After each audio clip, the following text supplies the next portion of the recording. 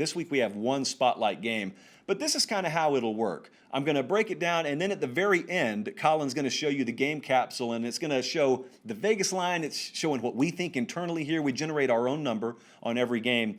But just kind of some thoughts here. Don't take 15 or 20 minutes. We hardly ever do unless it's a national championship game.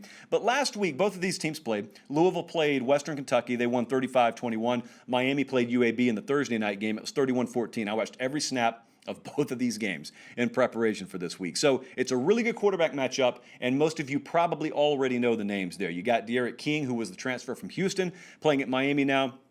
And you got Mikael Cunningham, who is pretty big time, but also still emerging talent, I would call him, at Louisville. And a lot of people, if you want to set the context and sort of the backdrop, if you're more of the storyline crowd, which is fine, you probably look at this and you frame it as you got Clemson, Notre Dame this year in the ACC, and then there's this big blank. And that's a blank that is reserved for whoever's going to fill in and populate behind those two teams and be somewhat of a threat in the ACC. Because the first thing I thought when I looked at this matchup is, obviously someone is emerging from this game 2-0. Does not mean they'll be any kind of prime contender. It may mean that their profile is artificially inflated, or it could mean that they're legitimate. That's why they play the game. So Louisville's got a lot of excitement about this team. Louisville, I think a lot of what is good about Louisville, their strengths perfectly overlap with what is perceived as a vulnerability with Miami, which has you concerned probably in this game if you're a Canes fan, and that is that Louisville passing attack. They got a really good blend of skill and size at that wide receiver core. They are very, very good. They're very versatile. They're very deep there. So I looked at that game they played last week against Western Kentucky, and the numbers were pretty good for Cunningham. I'm going to get to that in a second. But if he being Mikael Cunningham, if he has time to operate, and if he has pinpoint accuracy in this one, that's a big deal. Now, that sounds commonsensical, but the reason I bring those two traits up is because last week, where are his numbers? 19 for 34, 343 yards, 3 scores, and a pick. That was Mikael Cunningham's line against Western Kentucky. Looks pretty good. That's good enough to beat Miami, I would think. But then you go back and watch the game, and there were some very ill-advised balls. I think even Scott Satterfield and Cunningham would admit, if they were off the record with you, he threw some very ill-advised balls, and they went for big gains. And so you watch that, and that's great. That doesn't impact the final of that game, whether they should have been picked or shouldn't have been picked. Bottom line is they weren't.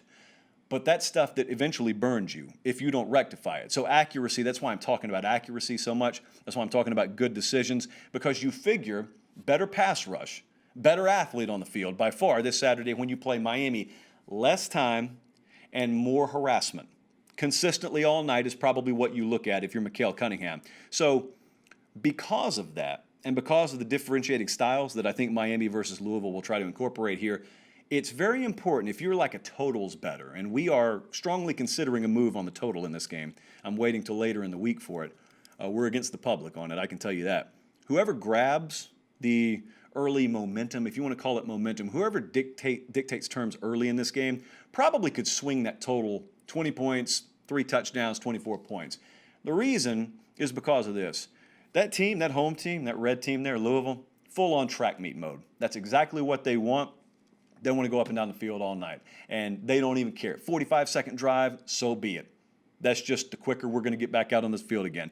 Louisville wants a track meet. It is the exact opposite of what Miami wants, and they've got an advantage here that they really need to take advantage of, and that advantage is size, and that advantage is overall athleticism.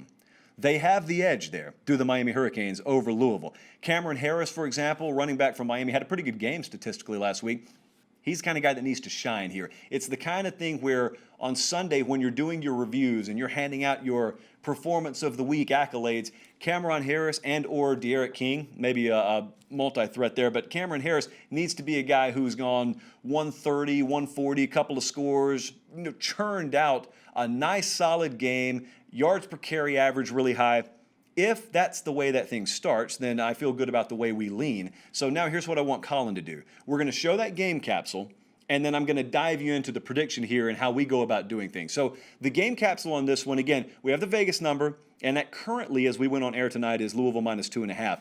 Our numbers, and we simulate that thing out over 100 times, so that's how we arrive at our number with our own very properly weighted specific criteria, is Miami minus 1.5. We're on the other side of 0 here. We think the wrong team is favored. So you watch who gets off that field on third down, because you got a couple of quarterbacks here who can make it happen. Broken plays or not. 3rd and 7, making it happen. And I think 9 of 16 last week were the Louisville Cardinals on third down. Really, really important there. I'll tell you another thing. Talk about hidden yardage in virtually every game, but Louisville had a nightmarish time of it in the special teams department last week. They set Western Kentucky up first and goal inside the 10 a couple of times. That's why that score was a lot closer, really, than it should have been. So what does that have to do with this week? Well, the reason that I think we lean Miami, and the reason I'm going to lean Miami here, I'm taking Miami straight up to win the game, so I'll take them plus the 2.5 as well. The reason I lean that way is because I love the athletic advantage they have, but more specifically matchup-wise, really love the disruption that I think, even minus Greg Rousseau, they'll be able to get up front, and therefore you just keep repetition. You keep forcing rushed throws, you keep a nervous pocket there, and eventually you cash in on 2 or 3 bad decisions that were made last week and Louisville didn't have to pay for. You do that, and you also, I think, have a pretty good edge on special teams. That is what at least we're thinking is going to be enough for Miami to come out with the win in Louisville and to move to 2-0 on the season. So give us the Canes straight up and give the Canes plus 2.5 to us as well to cover.